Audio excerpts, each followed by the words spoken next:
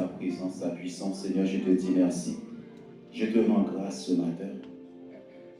Je te rends grâce parce que tu es fidèle, parce que tu es Dieu. Merci de disposer nos cœurs à recevoir ta pensée ce matin pour l'Église, pour tout un chacun. Excellent, merveilleux Saint-Esprit, prends le contrôle. Prends le contrôle de ma bouche. Et que tout soit fait pour glorifier Jésus. Amen. Gloire à Dieu. Est-ce que tu peux dire à quelqu'un, Dieu est réel? Dieu est réel. Amen. Savoir consulter Dieu. Savoir consulter Dieu. Il y a des moments dans ta vie, la prière ne suffit pas. Avant de prier, il faut savoir qu'est-ce qui se passe dans ta vie. Pourquoi ma vie actuellement est comme ça? Dis à quelqu'un, cette année, tu dois consulter Dieu plus. Parce que c'est le temps de Dieu pour moi. C'est le temps de Dieu pour moi. Avant de commencer, je vais vous donner un témoignage. Je l'ai déjà donné ici, mais Dieu m'a inspiré encore ce matin de donner ce témoignage. Je suis tombé malade il y a un moment donné. J'avais une sciatique. Je crois que ça a duré 1 an sur moi. Une sciatique. Et j'avais des fourmis dans les jambes. Des fourmis. Et mon travail était un peu physique à l'époque. Il fallait marcher un peu. Alors j'ai prié Dieu. Je n'ai jamais été guéri. J'ai prié, je ne suis pas guéri. Et vous savez, quand tu vas voir le médecin, il te donne plein de médicaments pour ça. J'ai pris mes médicaments, mais je prie Dieu, je ne suis pas guéri. Je priais comme j'avais l'habitude de faire. Vous savez, parfois, vous pouvez prier, vous ne vous rendez même pas compte que Dieu est là. Savoir, tu pries, tu ne te rends même pas compte que Dieu est là.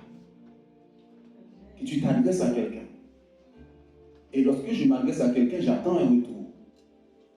Alors j'ai prié comme tout le monde, Seigneur, guéris-moi, Seigneur, délivre-moi, j'ai mal. Mais ça c'est bien. Est-ce que parfois tu as cette intimité avec Dieu, de parler avec Dieu? Alors un jour,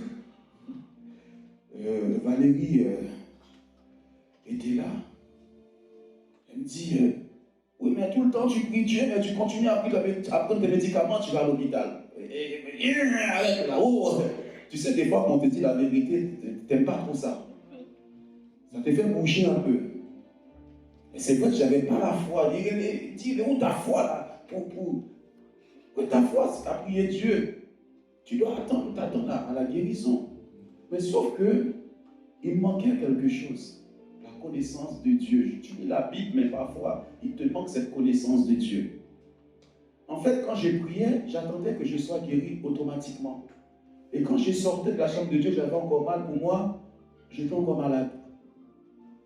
Alors que la Bible dit qu'il te soit fait selon ta foi. Tout ce que vous demandez en priant, croyez que vous l'avez reçu et vous le verrez s'accomplir. Si tu crois, tu verras sa gloire. Si tu crois, tu verras, c'est au futur.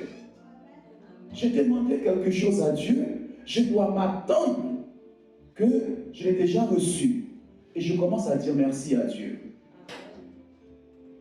Et jusqu'à ce qu'un jour, Dieu m'a dit, tu n'as pas compris ce passage-là. Quand tu m'as prié, l'ennemi sait que tu as prié, quelque chose va se passer, c'est là qu'il attaque, c'est là que tu as encore plus mal. C'est là que les douleurs deviennent intenses, c'est là que tu sens que Dieu va exaucer ta prière, c'est là que Satan envoie des flèches pour détourner ta foi. Là, je dis, Seigneur, j'ai compris. Alors j'ai prié, j'ai dit, Seigneur, merci. À la croix, tu as pris cette maladie. Je suis guéri. Mais je sors, j'ai mal. J'ai très mal. La nuit, même c'est quand tu dors. J'avais plus mal encore. 3 jours comme ça, je dis, je ne lâche pas. C'est une voix ferme. J'avais entendu la voix de Dieu qui m'a dit, il m'a déjà guéri. Alors, 3 nuits très agitées. 3 nuits d'agitation où j'ai mal. Est-ce que Dieu est en train de parler à quelqu'un là? Alors, je n'ai pas lâché dans la foi. J'ai dit, ta parole, elle est certaine. Elle est vraie. Je suis guéri. N'oublie, au moment que je fais cette prière, j'allais me faire opérer. L'opération était programmée le jour J. Quand j'ai compris que j'étais guéri, j'ai dit, Valérie, je ne vais pas me faire opérer. Je ne vais pas me faire opérer. Je vais courir, je vais faire mon sport. Quand c'est comme ça, tu entends la voix de l'ennemi qui me dit, tu vas aggraver ton cas. Je dis, Satan est un menteur. Jésus m'a guéri. Je suis parti courir. J'ai couru, j'ai boité. Mais par la foi, j'ai fait quelque chose. Mes frères et sœurs, ça fait plus de 10 ans, il n'y a rien dans mes reins. Amen. C'est Dieu qui m'a guéri. S'il y a quelqu'un, Dieu est réel. À moins que tu ne sers pas Dieu de tout ton cœur, de toute ta force. À moins que tu viens seulement à l'église le dimanche. Mais la semaine, tu n'as aucun contact avec ces dieux. Tu ne lis jamais la Bible. Savoir consulter Dieu. Pourquoi ça m'arrive en ce moment? C'est le temps de Dieu pour moi. Il m'a parlé. On va faire une première lecture. Genèse chapitre 25. Qu'est-ce qui se passe en ce moment? Qu'est-ce qui se passe dans ta vie? Je ne sais pas quelle est la promesse de Dieu pour toi. Je ne sais pas ce que Dieu t'a dit. Peut-être que tu as eu des visions ou des choses, tu sens que tu as entendu la voix de Dieu. Mais tu as l'impression tout va de travers. Tu as l'impression face à la promesse de Dieu, tout va de travers dans ta vie. Rien ne va. Rien ne va dans ta vie. Isaac implora l'Éternel pour sa femme, car elle était stérile, et l'Éternel l'exauça. Rebecca, sa femme, devint enceinte. Les enfants se heurtaient dans son sein, et elle dit, « S'il en est ainsi, pourquoi suis-je enceinte ?» Elle alla consulter l'Éternel.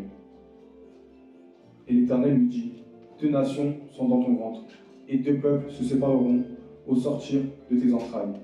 Un de ces peuples sera plus fort que l'autre, et le plus grand sera assujetti au plus petit. » Les jours où elle devait accoucher s'accomplirent, et voici, il y avait 2 jumeaux dans son ventre. Ok, on va s'arrêter là. Est-ce qu'on peut revenir? Tu as prié. Tu as prié. Tu as déjà entendu ta prière. Et tu sens que Dieu t'a répondu. Isaac implora l'Éternel pour sa femme. Parce que tu as prié pour tes enfants. Tu as prié pour ton mari, pour ta femme. Tu as prié pour quelque chose. Peut-être c'est un dossier. Peut-être que c'est une maladie, un problème. Et tu sens que Dieu t'a répondu. Elle était stérile car la situation était morte. Tu sais, il y a des situations dans la vie de quelqu'un, parfois, tu as l'impression qu'il n'y a pas d'issue. Tu as l'impression qu'il n'y a rien à faire. Mais Dieu a répondu. Peut-être c'est financier, un dossier. Et les choses paraissent difficiles à tes yeux. Ou bien, peut-être que tu as rencontré, moi je n'aime pas dire des copains. Tu as rencontré quelqu'un, tu sens que cette personne peut venir de Dieu, tu peux faire ta vie avec cette personne-là. Mais tu as l'impression que quand tu rencontres cette personne, il y a beaucoup de difficultés. Tout va de travers. Parce qu'il faut savoir consulter Dieu. Même quand tu as rencontré quelqu'un dans ta vie, va voir Dieu. Est-ce que c'est cette personne-là que tu m'as donnée? Et l'Éternel l'exauça. Rebecca, sa femme, devint enceinte. Tu es enceinte de quelque chose, d'un projet. Tu es enceinte de quelque chose, ça ne te quitte pas. Parfois, c'est là où Satan va attaquer pour te faire prendre un autre chemin. C'est là où il va te dévier du chemin de Dieu. Il n'y a qu'un seul chemin en Dieu, il n'y a pas deux. Il y a le chemin, la vérité et la vie. Tous les autres chemins là viennent de Satan. Mais au moment qu'elle tombe enceinte, il y a un souci, il y a un problème. Plus loin, s'il te plaît, il y a un souci. Il y a un problème, il y a des difficultés, des incompréhensions.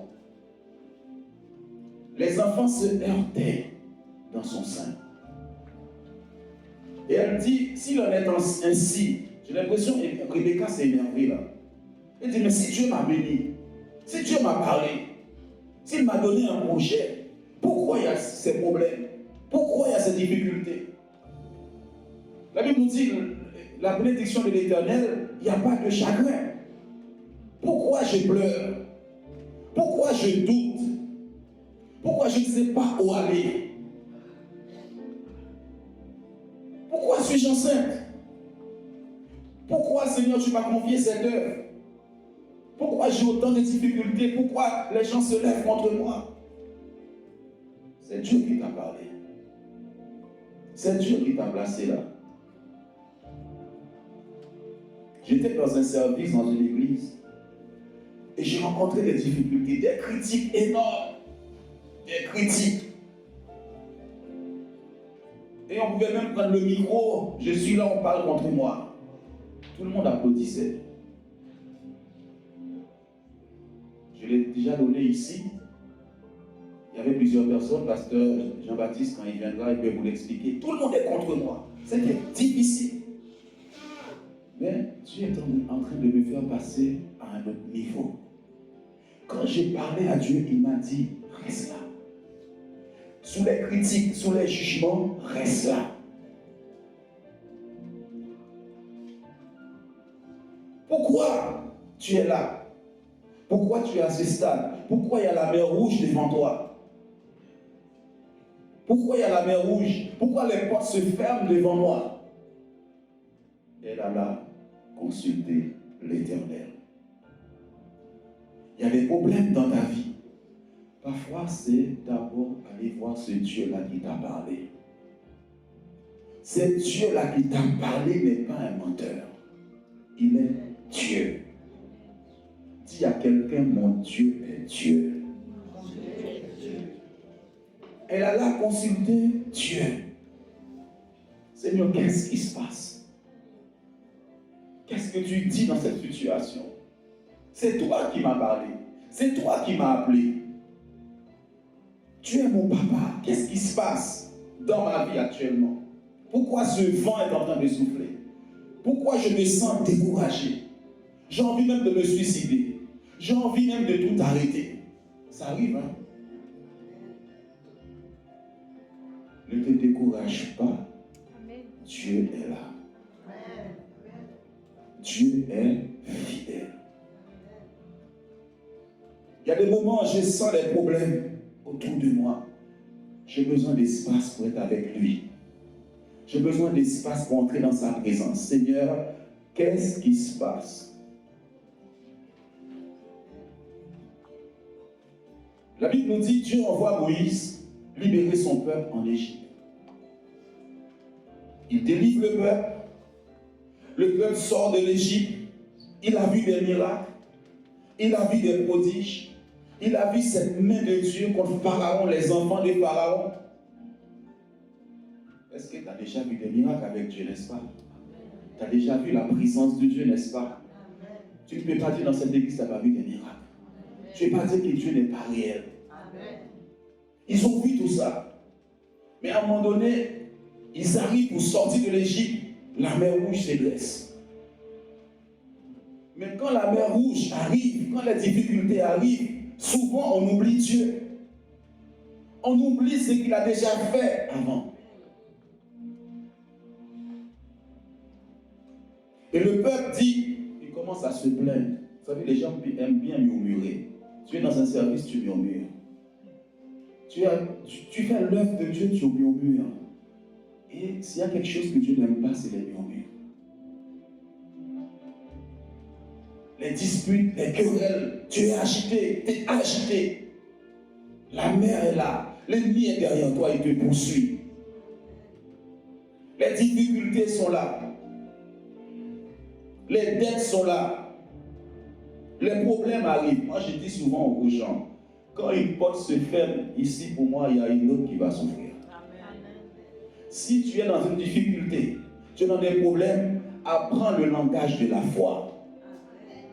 Seigneur, cette porte vient de se fermer devant moi. Tu es en train d'ouvrir une autre porte encore plus grande pour moi. Amen. Dis Amen, s'il te plaît. Amen.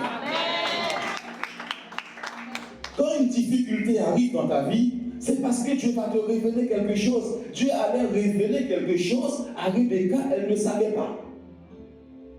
Elle ne savait pas qu'elle avait 2 nations, 2 peuples. Dieu va lui dire, ces enfants-là que tu vois là, voilà ce qu'ils vont faire dans ce monde-là. Parfois, dans les difficultés, tu rentres dans la présence de Dieu. C'est Dieu même qui permet ça, pour que tu puisses entendre sa voix. Là, Moïse arrive devant la mer Rouge. Il y a des difficultés, les gens pleurent, il y a des problèmes. Mais Moïse, qu'est-ce qu'il fait? Il va voir ce Dieu. L'œuvre de Dieu, c'est pas toi, c'est les projets de Dieu. Même ton mariage, c'est les projets de Dieu pour toi. Il dit, j'ai déjà préparé quelque chose pour toi. J'ai déjà préparé un homme pour toi. J'ai déjà préparé une femme pour toi. J'ai déjà préparé même la salle pour nous. J'ai déjà préparé les musiciens pour toi. J'ai déjà préparé tout ça pour toi. Ce n'est pas ton projet, c'est mon projet à l'intérieur de toi. Et Moïse, qu'est-ce qu'il va faire? Il va voir l'auteur de ce projet. L'église Tous Unis en Christ, ce n'est pas moi qui a décidé de créer cette église. C'est Dieu. Alors je dois aller pour lui dire, papa, je rencontre des problèmes, comment j'ai fait? Quelle est la solution? Seigneur, je suis là, qu'est-ce que je dois faire? Tu m'as placé là, qu'est-ce que je dois faire? Alors Dieu va dire à Moïse, garde le silence. Il y a des gens, ils ne savent pas garder le silence. Il y a des moments, il y a des stratégies de combat dans ta vie. Ce n'est pas tout le temps, tu parles. Tu ne fais que parler. Tais-toi. Et le diable veut savoir ton secret. Il envoie une flèche, pas. Tu commences à l'ouvrir. La première des choses, Dieu dit à Moïse, Moïse dit au peuple, taisez-vous. Vous allez voir la délivrance que moi je vais opérer. Ces ennemis que tu vois là, tu ne les verras plus jamais. Mais si Moïse n'obéit pas, lorsque je lui dis de se taire, il parle, il n'aura pas cette victoire. Je te dis de te taire, mais tu fais que parler. Tu prends ton téléphone, blablabla. Celui qui parle beaucoup pêche beaucoup. Il y a des moments où j'ai besoin de silence. J'ai besoin d'entendre sa voix. Je veux aller dans sa présence. Seigneur, fais-moi entendre ta voix. Seigneur, j'ai besoin de toi.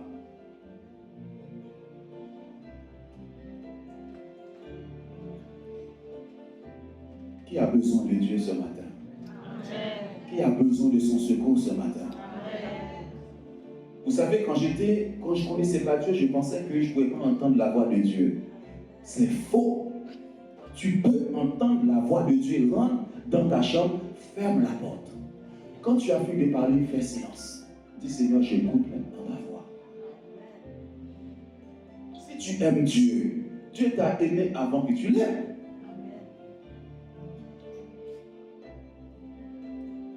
Tais-toi. Tu parles trop. Tu es en train de passer à côté des plans de Dieu. Il dit Moïse, tais-toi.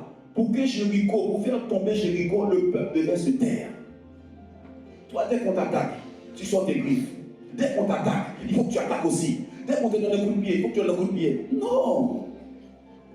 Les gens manquent de maturité spirituelle.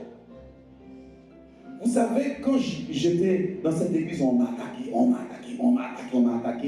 je n'ai jamais dit un mot. Valérie est là. Je n'ai jamais été voir ces frères-là pour dire pourquoi vous m'avez fait ça. Pourquoi vous m'avez humilié. Pourquoi vous m'avez blessé. Je savais que j'étais en train de passer un test avec Dieu.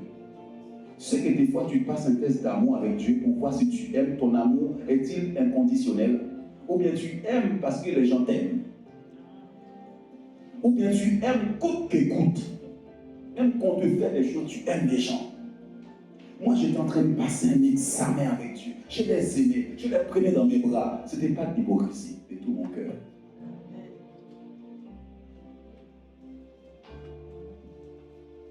Les gens pensent devenir grands comme ça sans passer par des étapes. Ce n'est pas possible. Ce n'est pas possible. Je dirais même, bientôt on va avoir la maturité spirituelle. Je dirais même consulter Dieu sur la maturité. Il y a des choses que quelqu'un peut me faire. Je sens que cette personne-là est bébé. Si elle n'était pas bébé, elle ne m'aurait pas dit ça. Elle ne m'aurait pas fait ça. J'ai toujours parlé dans l'église des examens avec Dieu. Des examens. Ton ego là, c'est trop. Tu as trop d'ego. Il ne faut pas te toucher toi. Tu es trop beau, tu es trop riche. Le moi, viens, le moi. Mon frère, si je vis, ce n'est plus moi qui vis, mais c'est Christ qui vit en moi. Si je vis, ce n'est plus moi qui vis, mais c'est Christ qui vit en moi.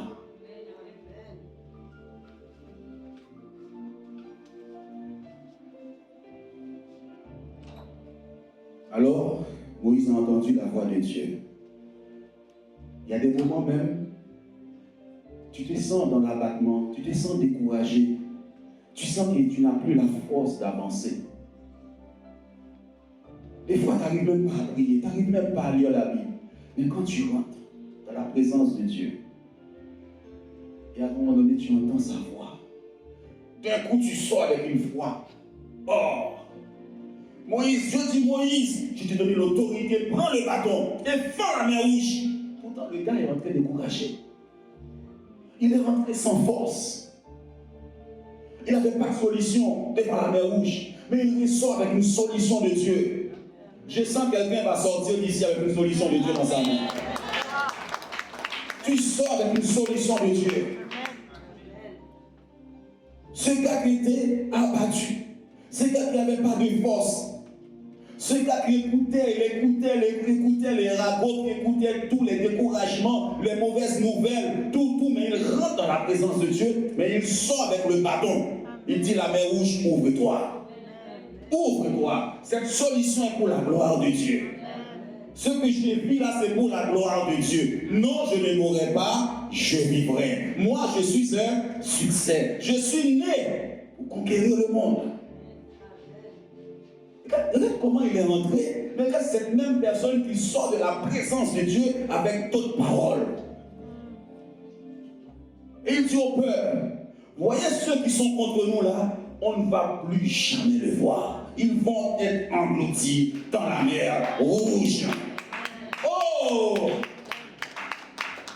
Comment tu peux rester dans l'abattement, dans les découragements, tout le temps tu n'as pas pris le temps?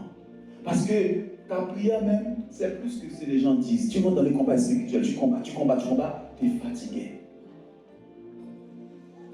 Tu es fatigué. J'ai besoin, vous voyez même qu'on fait des temps de prière 3-4 jours, il faut que je cherche la présence de Dieu pour savoir comment on va prier. Donne-moi les sujets, Père. Si vous voyez bien, pendant les 3 jours, on a prié beaucoup sur les 4 points cardinaux. L'année dernière, c'était la marmite à l'intérieur de l'église. Il faut une stratégie. Il faut une parole de Dieu. Face à la mer rouge, face à Jéricho, face à ta situation, dès qu'il te manque de la foi. Moi, il me manquait la foi pour être guéri. Jésus dit, ta foi t'a guéri. Et je sentais que ce n'était jamais un problème de foi. Je comprenais mal les Saintes Écritures. Dieu m'a dit, tu dois croire d'abord. Et tu le verras. Est-ce que tu crois pour le miracle de Dieu? Si tu crois dans ton cœur, tu le verras. Quand tu crois, tu commences à dire merci à Dieu. Seigneur, tu es vivant. Moi, je ne pouvais pas ne pas être un homme de foi. La façon que j'ai rencontré Dieu alors qu'on avait annoncé ma mort. Ce Dieu m'a guéri. Amen. Il m'a relevé. C'est ce même Dieu.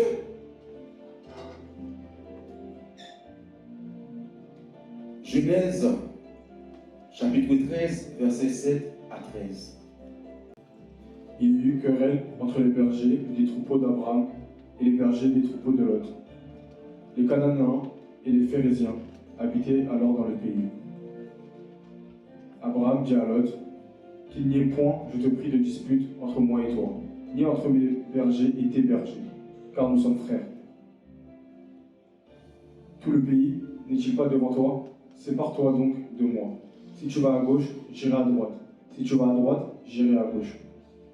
Lot leva les yeux et vit toute la plaine du Jourdain, qui était entièrement arrosée. Avant que l'Éternel eût détruit Sodome et Gomorrhe, c'était jusqu'à ce soir, comme un jardin de l'Éternel, comme le pays d'Égypte. Lot choisit pour lui toute la plaine du Jourdain. Il s'avança vers l'Orient. C'est ainsi qu'ils se séparèrent l'un de l'autre. Abraham habita dans le pays de Canaan, et Lot habita dans les villes de la plaine, et dressa ses tentes jusqu'à Sodome. Les gens de Sodome étaient méchants et de grands pécheurs contre l'Éternel. Alléluia. Et des querelles. Par exemple, tout à l'heure, on a pris l'exemple de Rebecca. Les enfants se heurtaient dans son ventre. Elle est partie consulter l'Éternel. Lorsque Valérie est tombée enceinte, vous savez, elle a eu des fausses couches avant. Et lorsqu'elle tombe enceinte, au moment qu'elle va consulter le médecin, il y a ce qu'on appelle être indisposée. C'est règle est venue. Dans sa tête, elle était en panique. Il y a des gens qui sont des fois en panique. Qu'est-ce qui m'arrive? Pourquoi ça arrive? Qu'est-ce qui arrive? Elle m'appelle. J'étais au travail. Genre, j'ai eu les règles ce matin. J'ai eu ça. J'ai dit, Dieu a parlé. Dieu a parlé. Dieu a parlé. Qui peut s'opposer à Dieu? Amen. Qui peut combattre l'Éternel? Dieu a parlé. Dis à quelqu'un, Dieu a parlé. Dieu a parlé. Alors je lui dis, nous ne regardons pas aux choses visibles, mais à celles qui sont invisibles. Tu es enceinte. Personne ne peut enlever ça. Même si tu as ça, ce n'est pas mon problème. Tu es enceinte. Des fois, Dieu permet un petit problème comme ça dans ta vie pour voir comment tu vas réagir. Comment? Et toi, tu es en panique. Tu es en panique. Des fois, même là, tu vas voir les sorciers. Il va prendre tout ton argent. Vous avez reçu gratuitement, donné gratuitement. Avec Jésus, c'est gratuit. Amen. Alors, comme il y a eu un petit souci, Dieu va donner la révélation, n'est-ce pas? Alors, elle arrive, elle voit le médecin. J'ai vu ça, j'ai vu ça. Je vais regarder ce qui se passe. Et madame, dis à quelqu'un, dans la difficulté là, il y a une solution, il y a une révélation de Dieu. Vous avez des jumeaux. Amen. Dis Amen.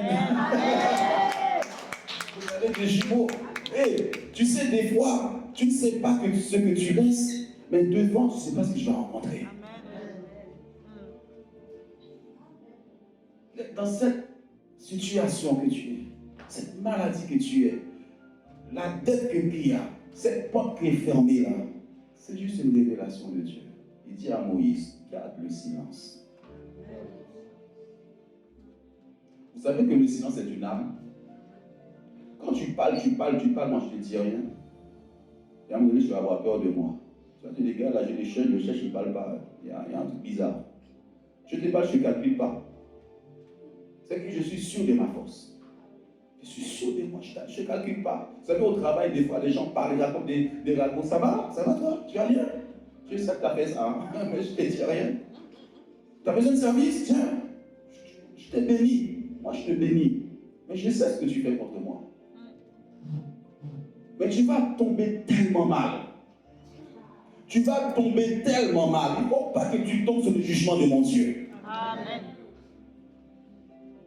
Dis à quelqu'un, j'ai un grand Dieu. J'ai un grand Dieu. Oh! Alors, elle a eu des jumeaux. Là, il y a un souci. Il y a une querelle entre les bergers des troupeaux d'Abraham et les bergers des troupeaux de l'autre. Un neveu et son oncle qui se disputent. Les Cananéens et les Phérésiens habitaient alors dans le pays. Faites attention. Faites attention. Lorsque Dieu veut te bénir, lorsque Dieu veut t'amener dans un territoire, ou à un autre endroit, dans un travail, un dossier, une habitation, prends le temps de consulter Dieu. C'est parce que tu vois le pays est beau. C'est parce que tu vois l'endroit est riche. Va pas choisir un homme parce qu'il est riche. Va pas choisir une femme parce qu'elle a des moyens. Choisis quelqu'un qui a le cœur de Dieu. Dis à quelqu'un, choisis quelqu'un qui a le cœur de Dieu. Noémie choisit quelqu'un qui a le cœur de Dieu.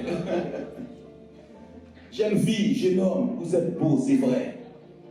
Mais la vie, elle est longue. Prends quelqu'un qui a l'amour de Dieu dans son cœur. L'autre, lui, il va voir le beau pays. L'autre va voir le bien qu'il y a dans ce pays. Mais la Bible nous dit à la fin, dans ce pays-là, c'était des gens très méchants. Tu peux entrer dans une famille, les gens sont très méchants. Ils bloquent tes entrailles, ils te détruisent.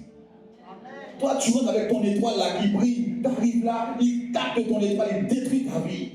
C'est pas seulement l'homme que tu as rencontré, c'est seulement la femme que tu as rencontrée et la famille derrière. Et la famille derrière. Ils sont riches comment? Ils se sont enrichis comment? Tu connais leur histoire? Tu dis, ah, ils ont des belles voitures, hein. Tu as vu, un tel est ministre, l'autre est ça. Au pays, ils ont plein de biens. Hein. Personne ne regarde pas ça. L'autre ne savait pas que les gens de ce pays-là étaient très méchants. Tu rentres dans une alliance, dans une famille qui vont te détruire. Je suis en train de parler à quelqu'un là. Et c'est pourquoi, quand tu as un projet, viens me voir, on va prier ensemble. Va voir quelqu'un. Arrête de te cacher. Tu as peur même de la vérité. Viens. Comme je dis souvent aux gens, il y avait une soeur, elle m'aimait bien. Hein. Elle vient me dire, j'ai rencontré un homme. Celui-là, il vient de Dieu. Mais il sait que moi, je ne passe pas par cacher et poser la vérité. Elle vient, elle m'explique. Je dis, ma soeur, je ressens que ça vient pas de Dieu. C'est pas grave. Un jour, elle m'a dit, elle est venue 2-3 fois me voir. À chaque fois, je lui ai dit non, ça ne vient pas de Dieu, arrête. Elle boude. 2 mois, elle ne me parle pas.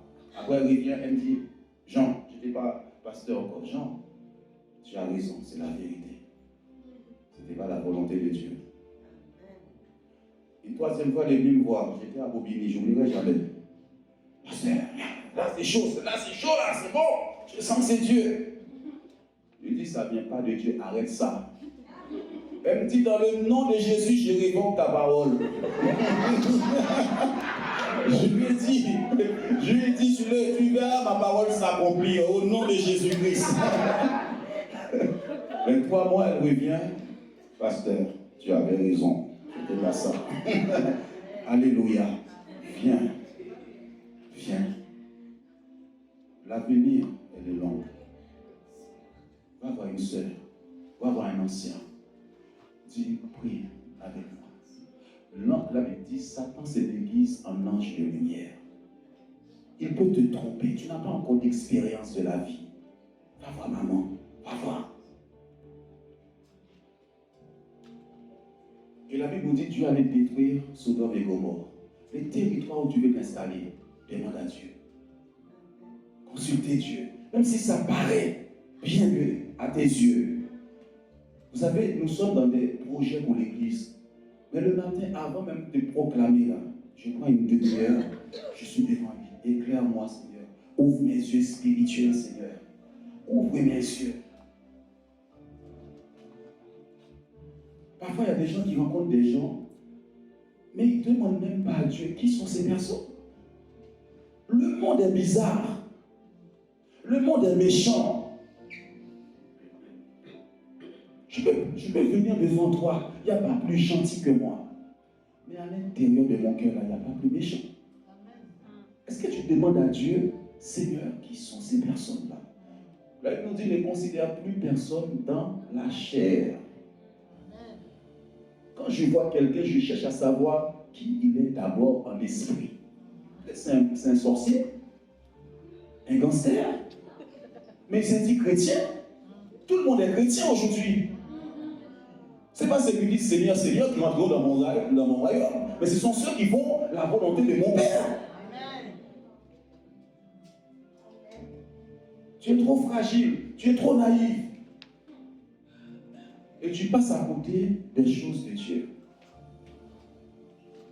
Est-ce que tout le monde est encore gentil avec moi là, ça va? Alléluia. Je vais vous dire une chose. Vous voyez la Bible, des fois il faut être radical. Il faut être radical.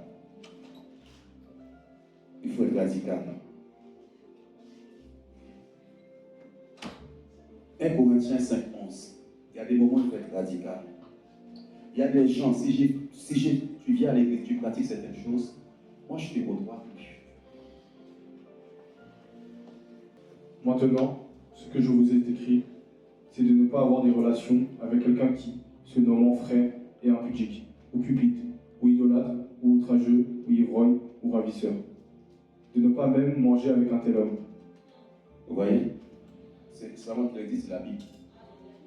Le gars, il vient à l'église, il est tout le temps bourré. Il est tellement school. Non. Et à un moment donné, on te parle plusieurs fois, on prie avec toi. À un moment donné, non, on se sépare. Tu voles les gens, tu escroques les gens. Je dis de même pas manger avec quelqu'un comme ça. De ne pas avoir des relations avec quelqu'un comme ça. C'est pas moi qui le dis, c'est la Bible. Parfois, on peut dire, il est trop dur. Si tu ne fais pas attention, il va t'entraîner dans ça aussi. Vous savez, tu vois un pasteur, c'est l'argent, c'est l'argent. Il est cupide, l'argent, toi aussi, tu peux entrer dans ça. Quand j'en ai fait à juger ceux du dehors, n'est-ce pas ceux du dehors que vous avez à juger? Parfois, les gens me disent, mais pasteur, présente-toi avec tous ces gens. Je vais te laissez-moi tranquille. Laissez-moi tranquille, je suis bien. Je ne cherche pas la notoriété de ce monde, la gloire de ce monde. Je cherche la gloire de Dieu. Ce qu'il m'a donné, je me contente de ça. S'il peut me donner plus, il va me donner plus. Mais laissez-moi, je n'ai pas envie de relations avec des gens et qui vont me corrompre après. Je suis bien. Amen. De ne même pas manger avec quelqu'un comme ça. On va dire, mais il n'a pas d'amour, hein. Il n'a pas d'amour. Mais ça fait 1 an qu'on lui dit d'arriver. 2 ans. Il y a quelque chose dans l'église qu'il faut faire beaucoup attention. Beaucoup attention. Savoir discerner, savoir être radical par moment, mais dans l'amour de Dieu, dans la paix de Dieu. Amen. Romains 16, 17. Après, on va s'arrêter. Romains 16, 17. Saluez-vous les uns les autres par un saint baiser. Toutes les églises de Christ vous saluent. Amen. Je vous exhorte, frères, à prendre garde à ceux qui causent des divisions et des scandales, au préjudice de l'enseignement que vous avez reçu. Éloignez-vous d'eux. Si tu es quelqu'un qui cause des scandales dans une église, faites attention. Jésus a dit malheur à vous. Malheur. Il y a des choses dans une église, il faut le discernement et savoir est-ce que ça va faire mal, est-ce que ça va détruire. Faites attention.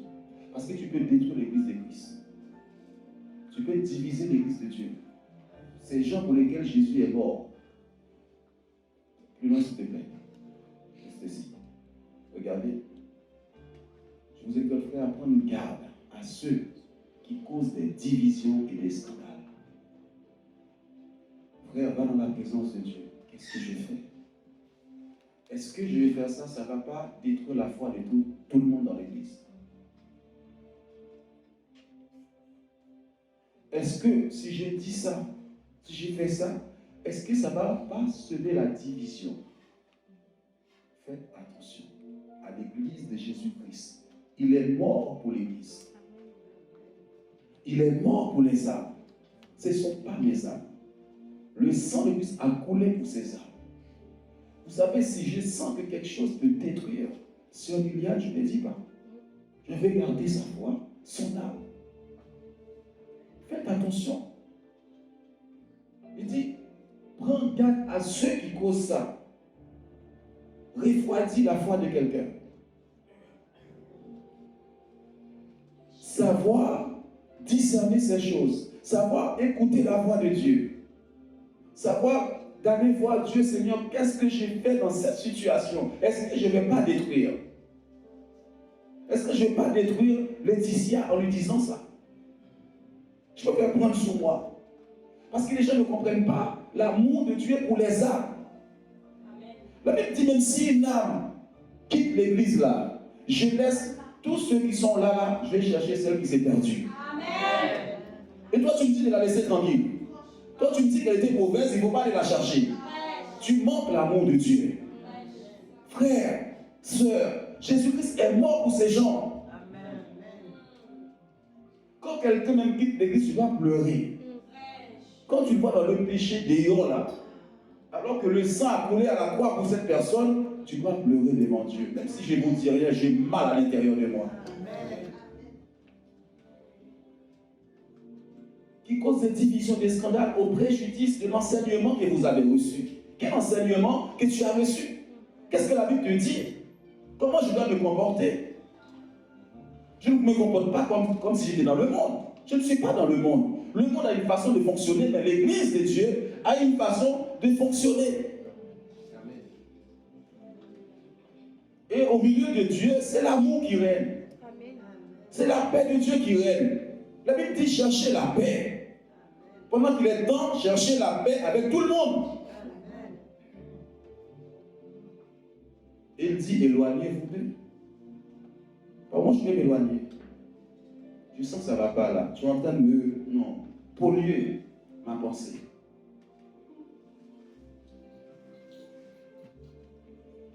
Gloire à Dieu. Est-ce que tout le monde est encore avec moi? Amen. Je ne suis pas votre ennemi. 1 Samuel 30, verset 6.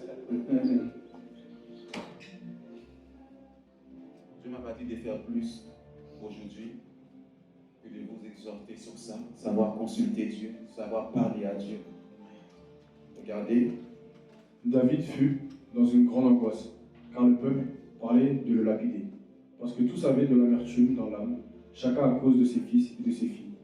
Mais David reprit courage en s'appuyant sur l'Éternel, son Dieu. Il dit au sacrificateur Abiathar, fils d'Achimélec, apporte-moi donc l'éphod. Abiathar apporta l'éphod à David. Comment ça a été là? On peut revenir à celui. S'il te plaît, Cécile. David fut dans une grande angoisse. Dans quelle angoisse que tu es? Tout le monde est contre David. Les gens sur qui il pouvait s'appuyer ne sont plus là. Tu es abandonné. Tu es seul. Tu entends ce que les gens disent de toi. Tu entends les critiques. Peut-être que tu as fauté aussi. Il y a des choses où tu es troublé. Mais David va faire quelque chose. David ne fuit pas. Il y en a qui fuient leur responsabilité. David ne fuit pas. Ne fuis pas tes responsabilités. Si tu as fait quelque chose qui n'est pas bien devant Dieu, va à ses pieds, demande pardon. Et reviens. Reviens à Dieu. Il dit les gens avaient de l'amertume amère envers David. Chacun à cause de ses fils et de ses filles, parce que quelque chose était arrivé, ils ont tout perdu. Ils veulent lapider David. Et David reprit courage. En s'appuyant sur l'Éternel. Comment tu peux t'appuyer sur l'Éternel si tu ne rentres pas dans sa présence? Si tu ne vas pas écouter sa voix? Si tu vas dire, Seigneur, lui, l'homme peut te condamner. Dieu, lui, ne te condamne jamais. Il ne va jamais te condamner, lui. Peut-être que tu te sens même, il y a des reproches dans tes pensées. Satan attaque tes pensées là. Mais va dans la présence de Dieu. Et reprends courage.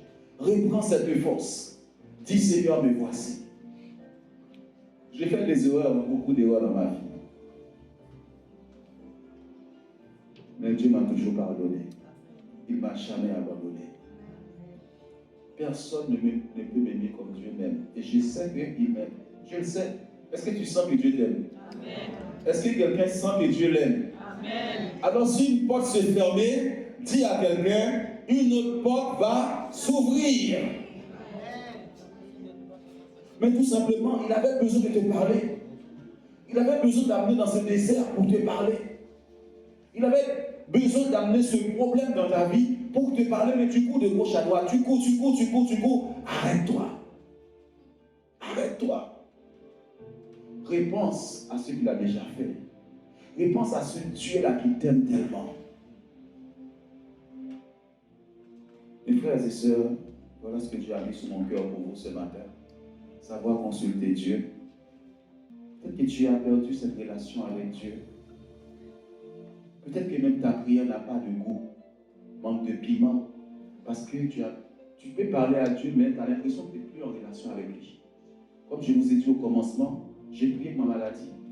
Mais ma prière, c'est une prière en l'air. C'est pour faire du bruit. Et à un moment donné, je me suis concentré. J'ai dit, mon Dieu est réel. La Bible ne peut pas mentir. La Bible ne ment pas. Il a vraiment pris ma maladie. Et je commençais à m'appuyer, à lui faire confiance. Tellement ma foi a pris un coup, j'ai été courir en ayant mal. Et c'est Dieu m'a restauré. Il peut te restaurer. Pendant qu'elle prend ce chant, si tu as besoin même de la prière, tu sens que tu ne pries plus.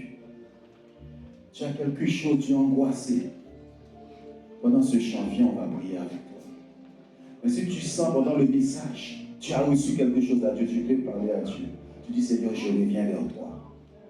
J'ai perdu cette relation avec toi, ce contact avec toi. J'ai prié, ma prière n'avait pas de sens. Mais je veux savoir quand je rentre dans ma chambre que tu es là. Alléluia.